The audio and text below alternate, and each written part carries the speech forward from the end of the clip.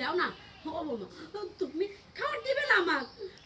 তাহলে একটা কাম করো, কি এই যে তুমি আমার শিকল দিয়ে বাইরে ধুয়ে যাও, আমার ভাল লাগে না এরকম করে শুয়ে থাকতে।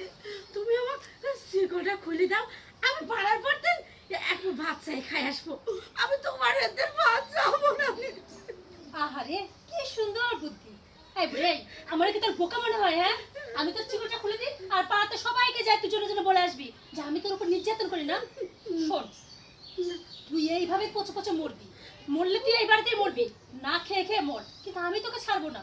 ছাড়লে তো এলাকার লোকজন সব আমার সম্বন্ধে জেনে যাবে যে আমি তোকে খাইতে দিই না, তোকে বেঁধে রাখি, এইভাবে তোকে নির্যাতন করি। এত বোকা কিন্তু আমি না, বুঝতে পারছিস? তাই বলি কি, চিল্লাই না, তোর কাজ এইভাবে করে থাক। এই, চুপ, একটা কথা বলবি না। তোর ছেলে ফোন দিচ্ছে, এখন যেন তোর সাউন্ড না শুনি, আর যদি শুনি না তাহলে তোকে এত বড় টিপ দিয়ে মেরে ফেলবো, বুঝতে পারছিস?